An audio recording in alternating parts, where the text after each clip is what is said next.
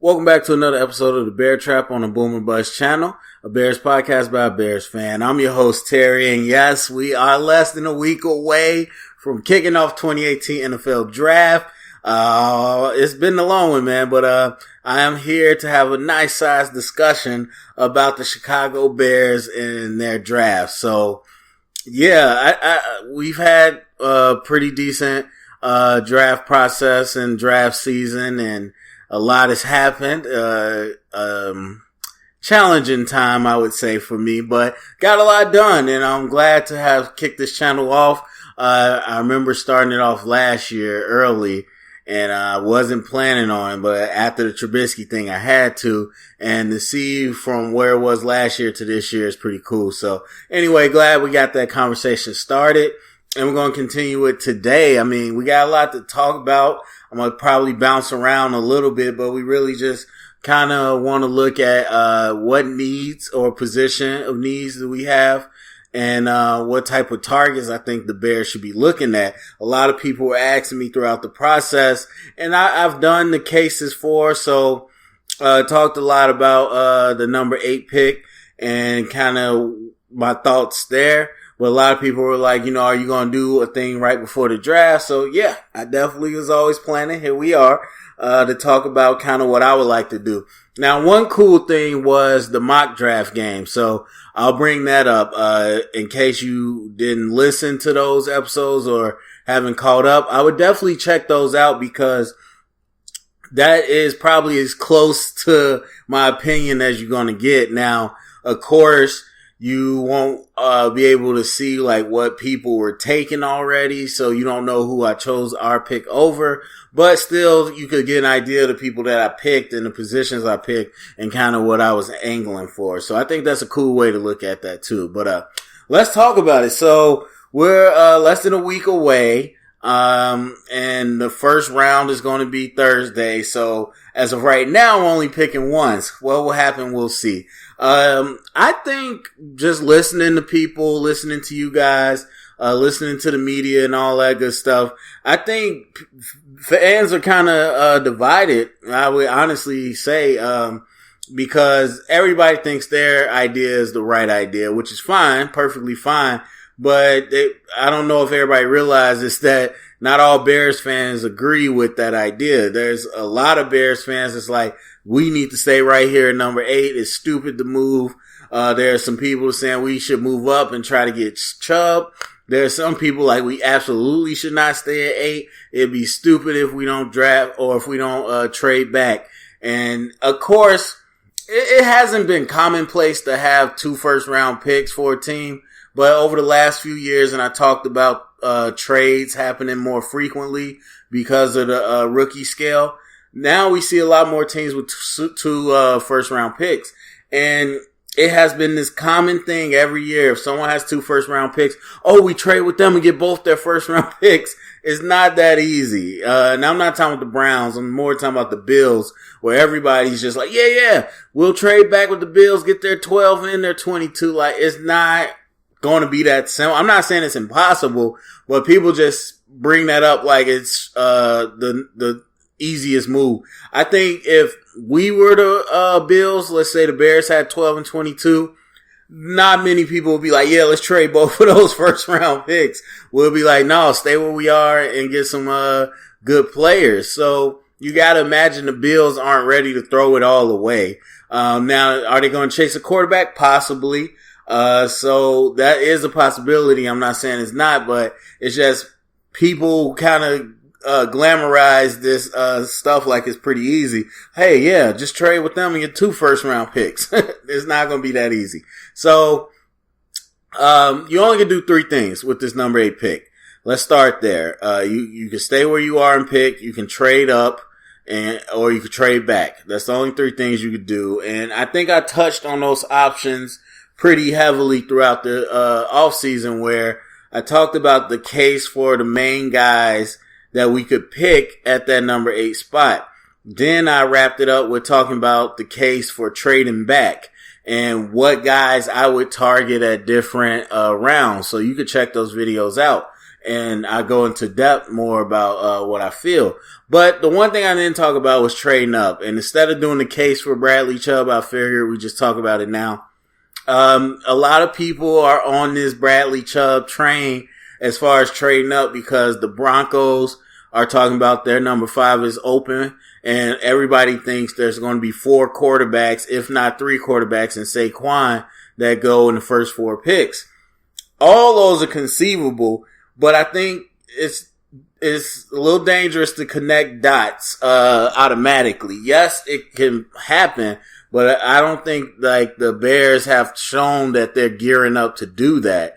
I mean, of course, they brought in Bradley Chubb for official visit to Chicago. And so a lot of people talk about how you only do that when you're serious about guys.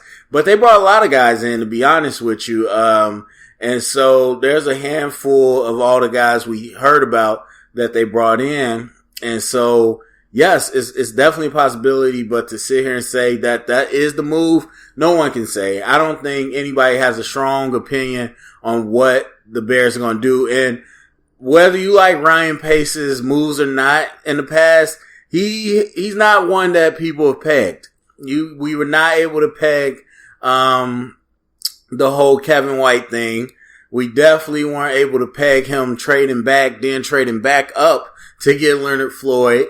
And no one pegged the Trubisky thing. So say what you want about Ryan Pace. He's able to keep his stuff close to the vest.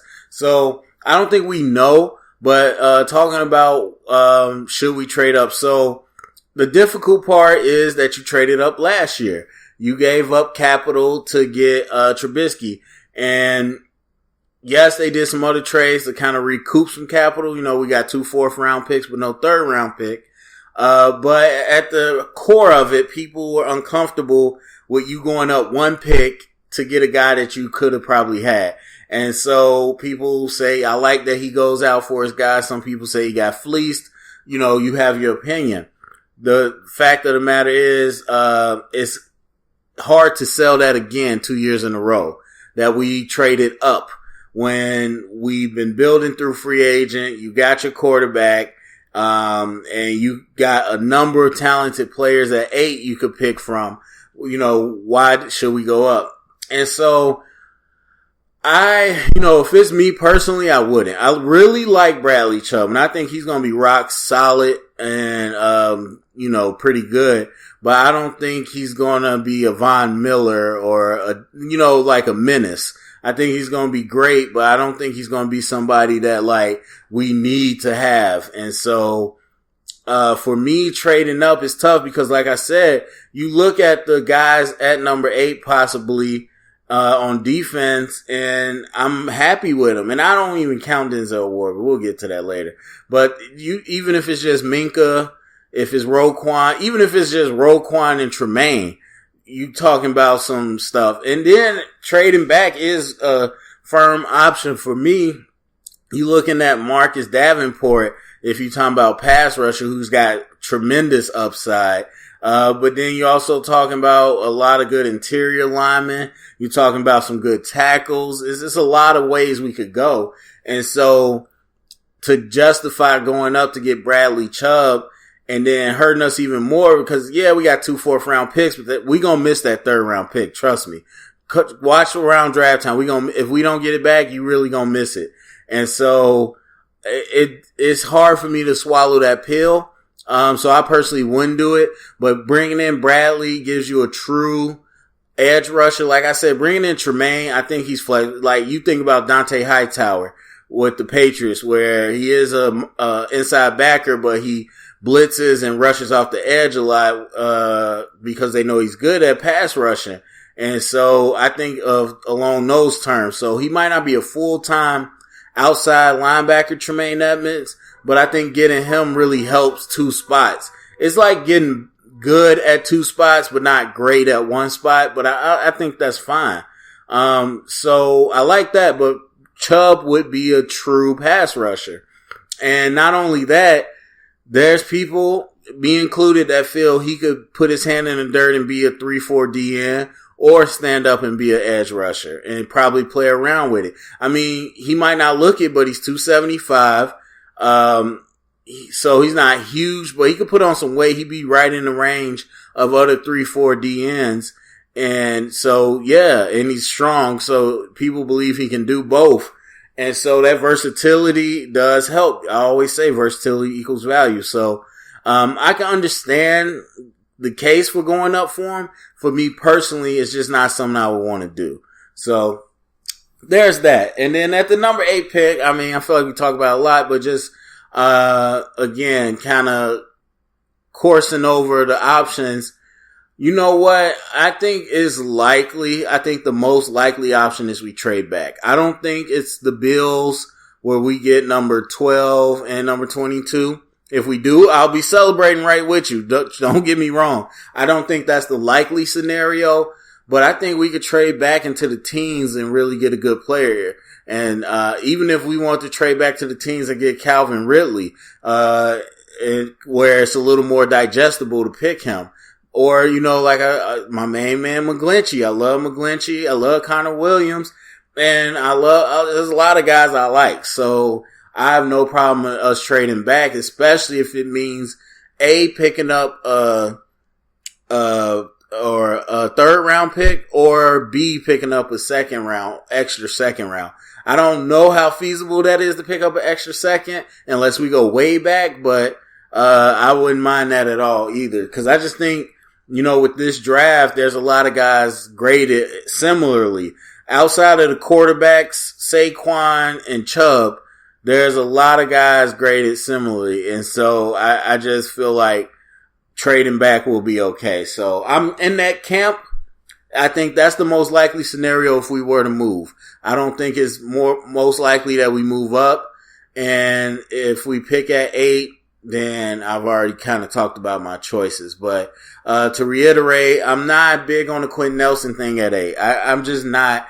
I mean, I look at guys that I really like Will Hernandez, I talk about a lot. But even a guy like Billy Price, who I absolutely love, and plays center, who has more versatility. I just don't see putting Nelson on the team versus putting Price on the team versus Hernandez. I don't see a big of a difference. It's a very slight difference. And so why would I go for number 8, one guy, and 20 something for the other guy? So, I'm just not on the Nelson train.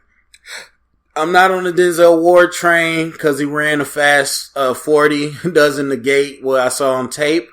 And yes, you can coach him up, and athleticism is the biggest part to playing corner, but I don't think he's number 8 material.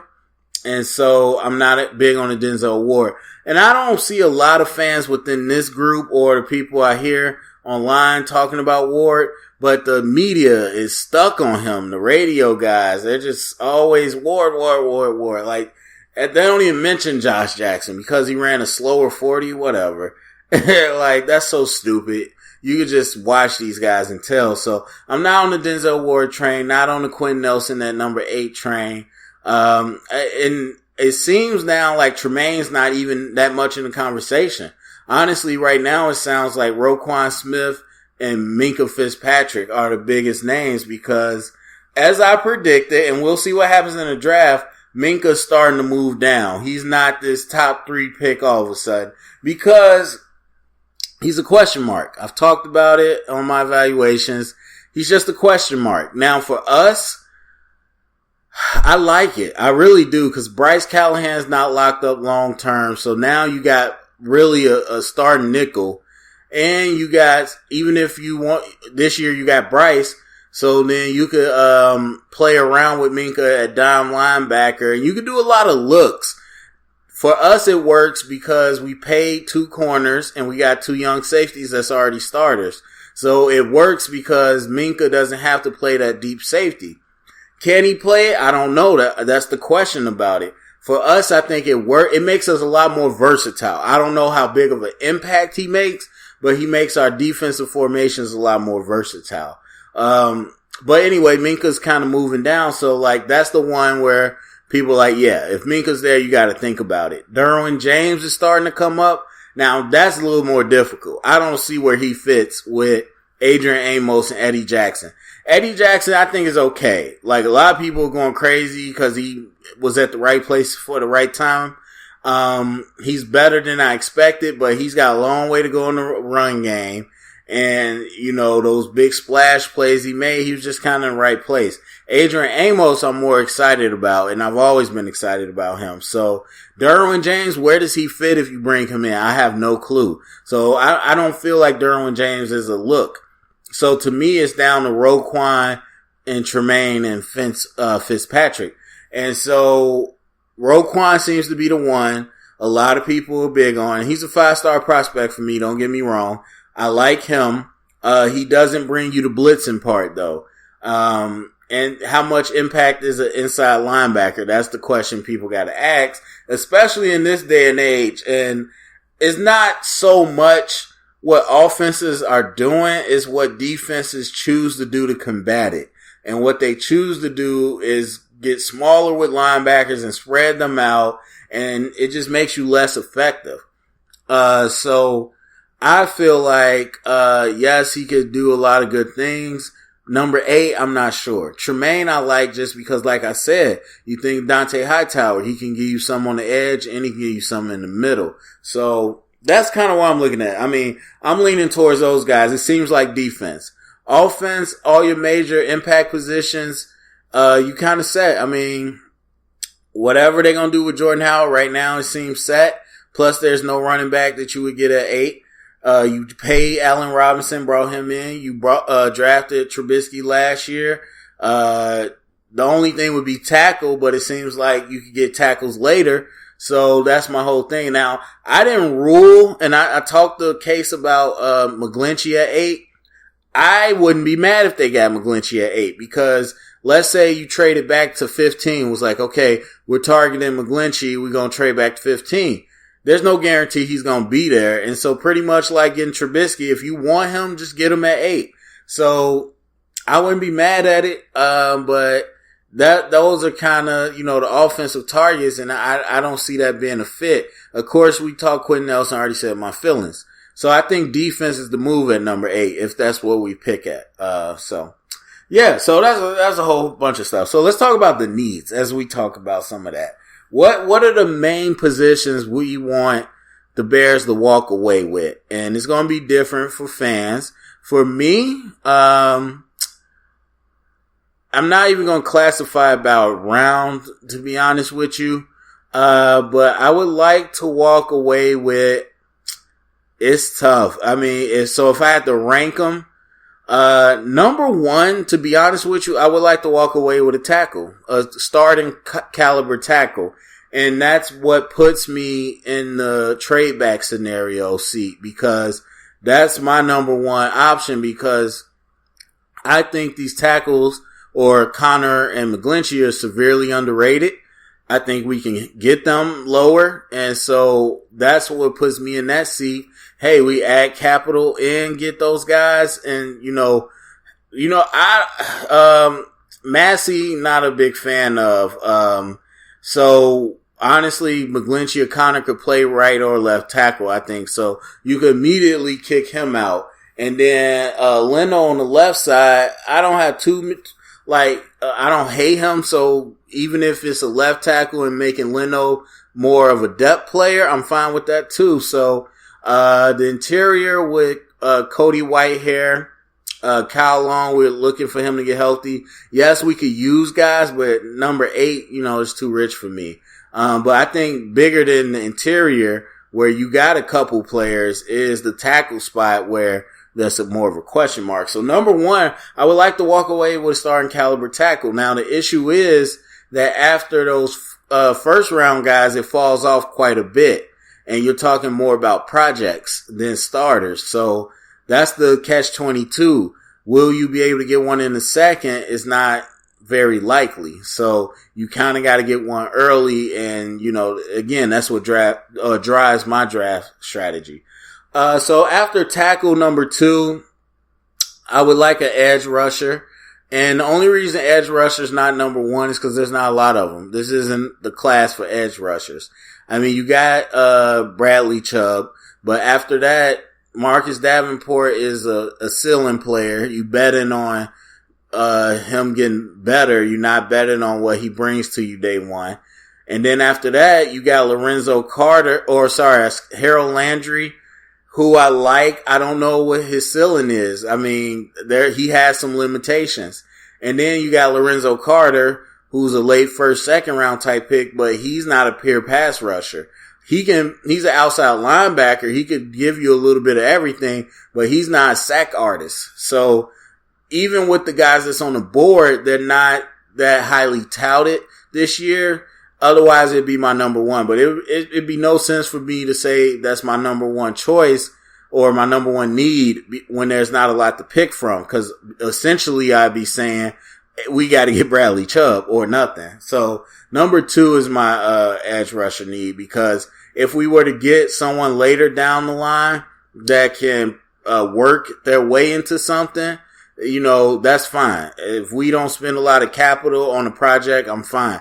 The problem comes when you spend a high round pick on a project and hoping that they're good. That's when I have problems. So number two, definitely want an edge rusher opposite Leonard Floyd that can be more full time, because we kind of do edge rusher by committee, and I want to get a full time guy in there. So then number three would be I would actually say receiver. Receiver is my number three need, and that was before Cam Meredith ended up walking. But even as more so after he left, I want to see us get two receivers, to be honest with you. I want to see two receivers out of it. I was like two receivers the whole time, but we signed Allen Robinson and Gabriel. So I'm like, okay, maybe one, but then Cam left, so I'm back to two. I want to get two guys. And in my mock draft, I got two guys. So I would like to see us get two receivers, whether it's the second and the fourth, or two in the fourth, or trading whatever in the third, whatever. I want to see two receivers. Then I would say number four need is interior lineman. I would like to see a guard. I would like to see a guy that can be a center or a guard, to be honest with you. And so the reason that's number four is because there's a lot of good interior linemen this year. Not a lot of guys that can play all three positions. But outside of the top tier guys, there's still a lot of good guys that could start. And so I would definitely say interior line would be number four. And then number five, that's tough. I would say corner. I want to say D-line because we need more bodies. But I'm going to say corner because, again, Kyle Fuller is a question mark to me. And Prince is older. He's not going to be around for the next 5 years. I think we got to start getting a guy in here that's going to hopefully be able to grow into that role. So we're not in a situation where they're going to be forced to start, but it'd be nice to get a guy with some with a ceiling. I don't know what word I'm thinking of. Up something. Anyway, it'd be nice to get a guy with a ceiling and some athletic traits. Upside. There we go. Get a guy with a lot of upside and then groom him to be a corner. That'd be nice. Or to be a starter. That'd be nice too. But that's my fifth option. That's a luxury. Everything, after that's a luxury. So that'd be and then, but that's a lot I would want. I want a running back too. I want, I want D-line, like I said, some more DNs in there. So there's luxuries, but my top one is offensive tackle. And I really just think, for Trubisky and everything going forward, that makes sense to be, our number one and then edge rusher. So those are honestly the spots I'm looking at for the Bears to pick. And I really want to see guys come in at that. So talking about some targets, and I got a lot. I got some favorite guys. So I guess the best way to do it is by the position need. I guess that makes sense. So number one, I say offensive tackle. If you're listening to me, it's not very hard to see where I'm going with this. I want McGlinchey. I want McGlinchey bad, in the first round, or Connor. Connor possibly could drop to the second. I honestly don't foresee that. I just think these guys are too good. And the media can say what they want. Mock drafts can say what they want. I personally believe, in my experience, that NFL teams are going to draft these guys. I still can't remember the guy's name from the Saints. I was trying to remember. Ryan Ramczyk. There you go. Ramczyk. If someone comes in the first round to get Ryan Ramczyk, there's no way in this guy's green earth that Connor Williams doesn't go in the first round. So those are the two guys. It's a big drop off after that. And honestly, there's no tackle that I feel like is a sleeper to the point where they can come in and really do damage. I think, again, a lot of the guys after those two are right tackles or they're projects. And so those are the two I want, and that's what makes it difficult. You got to go by the draft. You can't go by just what you want. You got to go by the draft. And in this draft, that position requires a first round pick. And at number 8, you either got to reach or you got to trade back. So that's my number 1. There's no way around it, to be honest with you, because not too many tackles are worth it later down the line. Number 2, edge rusher. Lots of options. So, again, I already talked about Bradley Chubb. Unless he lands at 8, that's not a target for me. I just don't want to give up the capital. Trading back Marcus Davenport, that's definitely a target. Harold Landry, trading back, getting him, definitely a target. And then Lorenzo Carter in the second round is definitely a target. So I think the best bet out of all that is, honestly, because there's a lot of good players in the first round, is second round with Lorenzo Carter. I think you could get that. He might sneak in the end of the first, not sure. But the best bet for me as a target would be that second round pick with Lorenzo Carter, because it depends on what we do in the first round, but more than likely, I think we're going to be sitting here looking for a pass rusher in the second round. But do we want to double up on defense? Who knows? So, now if it's not him, there's a couple guys, actually. Chad Thomas from Miami.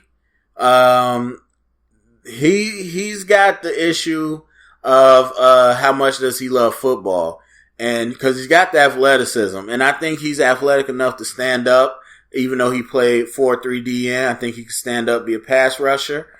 Check out his games if you haven't heard of him. But Chad Thomas out of Miami, he is a musician. He has a great musician career. Apparently he plays like over 20 instruments and raps and all that. So, people question how much is he invested in football. Now, again, I've always said that's the stuff I won't be able to know. You won't be able to know. It's up to the teams. If they feel like he's a player that's invested enough, or that he's the type that can follow Vic Fangio's lead, then I say taking a flyer with him.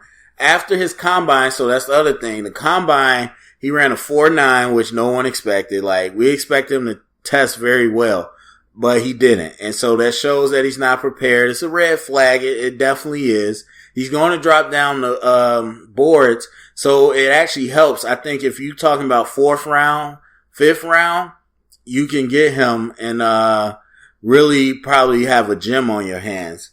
Outside of him, there's Marcel Frazier out of Missouri. Kind of the same deal. He didn't have the red flags at the combine, but it is a question about how much is he love football, because he's a late bloomer to football. But he's a big body, athletic enough on the edge. He's not going to be a speed rusher or anything. I would say he's more along the lines of Pernell McPhee when healthy. So I think he could play the run, but he does have good hands. And he's young, and you could really mold him. So, but he's a, 5th through 7th round pick. So you could really get him on the cheap and mold him into something nice. Yeah, so as far as edge rushers, you got the top names, but I think Chad Thomas and Marcel Frazier are lower tier guys that I wouldn't hesitate to pull the trigger on later in the rounds and try to get them, because, I think they're a little bit on the sleep end, but I think they can end up doing some things. So then going interior lineman, that is such a list. That is such a list. I like Quinn Nelson. Again, I want to take him at 8 because you got guys like Billy Price. I love Billy Price. Billy Price, if you watch the Vikings, we've seen the Vikings. Their rookie center, Pat Elflein, used to be Billy Price's teammate. And so you think about the athleticism to do everything Pat Elflein did, but way more stronger. And so that's Billy Price. He played guard, left guard. He played center this year, so he can do all of those. He just adds so much depth and he adds so much toughness. Now he got hurt at the combine, but it's a pec injury. He's fine. He'll be ready to go. So that might help though. If you can go to the back of the first or trade back into the first and get Billy Price, I would fall over the floor happy. Like, he would be so great. Between him and Whitehair, that we would have so much versatility on that inside, it'd be ridiculous, and so much athleticism. And I think he's a way better center than Whitehair. As much as people like Whitehair, his snaps were terrible this year. I just think he might be better at guard, to be honest with you. And so you can even play around with that. I think Billy Price is a huge target, not only because you could trade back and get him, but like I said, you could trade back up into the first and get him, especially with that injury. Now, outside of him, shoot, you got a long list. I mean, James Daniels from Iowa, he's good, but I think he's going to be higher rated than Billy Price. Will Hernandez, of course, you listen to my mock draft. I got him in the second round, which I was losing my mind about. I definitely don't think he's going to last that long.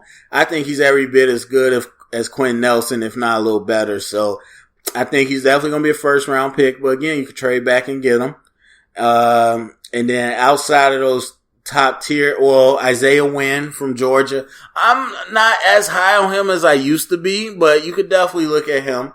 And so I think he's back in the first round as well. But outside of those, like, kind of top tier guys, then you start talking about, second and third round picks.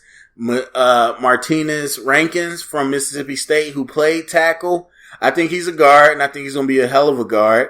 I think if you need him to play right tackle, he absolutely could do that as well. So I think that's a great value in the second round. Then you got lower tier guys like I'm forgetting the boy's name, Kobe Gossett out of Appalachian State. You got Austin Corbett out of Nevada. Shoot, guards, I mean, depending on what type of guard you want, there's so many of them. But those are two guys that are really rising up in the names and can be rock solid, tough boy, tough guards. And so I like those guys. Even if you wanted to mess with a Skylar Phillips from Idaho State, but he's got a character issue. You would have to have the right support system to make sure he works. But, those guys at guard, I really am excited about them. And again, those are guys that you probably could get third or fourth round. So whether it's trading to get a third round pick or sitting still in the fourth round, I think interior wise, you could get any one of them, between, Gossett, Corbett, and definitely Phillips. Phillips will be there way down the line, so you ain't got to worry about that. And then Wyatt Teller, I keep saying it, Wyatt Teller from Virginia Tech is another guy that I'm really intrigued by, and I think he's a bit of a sleeper. He's a hard worker. I think if we get him with our O-line coach, Harry Hestad, it'll be absolutely great. And he's more of a third, fourth round pick as well. Then, and I lost track. I lost track of my needs, but I think number 4 was receiver, I want to say. I'm going to say it right now. I want Anthony Miller. If I've said it earlier, if we take Anthony Miller in the first round, I would not be mad. Not at 8, but if we took him in the back of the first round, I wouldn't be mad. But so is Calvin Ridley. As I said earlier, trading back and picking up Calvin Ridley, I would not be mad at that either. I mean, because losing Cam, it really does put receiver back in the position of need. And so let me take a second. Let's talk about Cam Meredith. Pull my boy up. Y'all already know I talked about Cam a few times this all season, and I remember I talked about Kyle Fuller and the whole situation with Packers. People's getting mad at me. Okay, whatever, fine. You could try to justify that, but how do you justify this?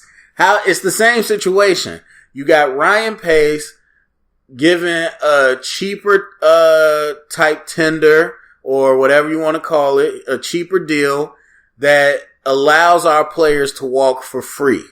And this time, the only difference was $1 million. If you would have did the $2.9 million tender, we would have got compensated for a team signing Cam Meredith. But instead, we went $1 million cheaper, and he got to walk for free. There's people saying that the Bears underestimated how much interest he would get. They didn't think people would go for him. Either way, for $1 million with that much cap space, why wouldn't you just make sure? And so that just is upsetting. Yes, that's one of my Redbirds. And yes, I thought he was going to end up being really good for us. And so you obviously felt that way too before the injury. So even if you were scared about the medicals, okay, that's one thing. But it's just, you got to be sure. You got to be sure of what other teams are going to, or the way they're looking at it. And I don't think the Saints were rogue because it was some other teams that were interested in him as well. So I gotta believe the medicals weren't as bad as the Bears were acting. You could have gave the man $2.9 million tender. That's not guaranteed. That's only if he plays. And so, or if he stays with the team. But I think they messed it up. And I know there's a lot of Ryan Pace fans. Fine, I'm not saying I'm against Ryan Pace, but don't try to justify this one too. I mean, you could try to justify the Cam Meredith situation, but I don't see how. I really don't see how. So anyway, that puts us back into the need. Not like Anthony Miller.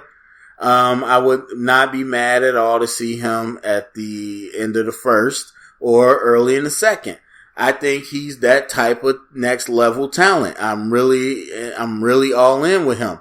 However, there's the same guys I talked about later. Michael Gallup, Traquan Smith. I think Michael Gallup is trending up, so he might not be there in the fourth. But even if he's not, there's a number of receivers. I've talked about this. Receivers are like running backs. There are so many receivers. But Michael Gallup and Traquan Smith are my top two choices. And if we were to get both of them, oh my God, in the fourth round, oh, Lord Jesus. But then, I keep forgetting him for some reason. Equanimus St. Brown from Notre Dame. So my actual, I think the most likely scenario is trading back into the first, like at the end of the first to get Equanimus, or trading up from our second round pick earlier in the second round and getting Equanimus. Because 6'5" with that type of speed, sign me up. Sign me up. I mean, yeah, there's not much you can say against that. Sign me up for that. But if the Bears want to attack other needs, then that's fine. There's so many receivers, you could do it either way. You can get Calvin Ridley in the first and then get a guy in the fifth. You could get Equanimus in the second or Anthony Miller in the second, get another guy in the fourth. You could get both guys in the fourth. There's a lot of receivers, a lot of ways to skin that cat. And then cornerback. Now that's the interesting one. You know what? It's hard to say Josh Jackson. As much as I want him, I don't see how we get Josh Jackson without trading or cutting somebody, because he's a starting outside corner. He's not a slot guy. And we got Bryce Callahan, and Josh is really, really good. You can't spend a first round pick on a guy that's going to redshirt unless it's a quarterback. I don't think so. Bringing in Josh Jackson, I just don't see how you do that without getting rid of one of the corners we got right now, because he's not a redshirt guy. He's not grooming. He's ready. And so it'd be different if you had Denzel Ward and you want to sit him or even let him do some slot stuff. But Josh, that's tougher. And after Josh, there's, I think it's not too many guys this year. after Josh and Denzel, I would say your best bet is to target Duke Dawson out of Florida as a slot guy. I think he's going to be a slot corner. But he's got explosion that he could play on the outside, but he's a guy you could bring along and get him in the, third or fourth round. I happen to get him in like the fourth or fifth round in the mock draft. I don't know. I end up getting him. So I like that play because it helps against Bryce Callahan in case he leaves or gets hurt. But I wouldn't be mad at a guy like, Anthony Everett from Alabama, who is super fast, but raw. He's a lot like Denzel Ward, but people just hype Denzel Ward, whatever. So Anthony Everett, though, with all that speed and whatnot, I think you could bring him along where he doesn't have to start right away. Or if you want to get a guy like Isaiah Oliver, who has a lot and could start, but you could bring him along as well. Now, Anthony Everett is more like a 4 to 5 round, and Isaiah Oliver is a second round, late first round. So targets all over the board right there. But Josh, the more I think about it, it's tough to say Josh Jackson. Yeah, and running backs, if we were to get one, Akram Watley, I like that. It's gonna be tough though. I don't see how Jordan Howard sticks around. Unless they fully commit to him as just a bell cow, I don't see how he sticks around. Like somebody mentioned, Ryan Pace brings in a running back every draft so far. And I like Akram Watley. I think, we don't know what the offense is going to look like fully. But if we're expecting more up-tempo, more passing, more zone, I think Akram Watley fits in perfect. Now, he's a smaller guy, not Tariq Cohen small, but do you want to have two smaller backs? Who knows? And if you are counting Jordan Howard in, then what do you do with Akram? Like, he'll barely be in, to be honest with you, because you also got to get Tariq Cohen the ball. So, and then you got Trey Burton and Adam Shaheen. I just don't think there's going to be enough formation and snaps for everybody. So, honestly, unless you get a 7th round special teams type running back or 6th round, I think getting a running back signals you got to do something with either Tariq Cohen or Jordan Howard. Otherwise, I wouldn't get one. Now, for me personally, I think we need more speed.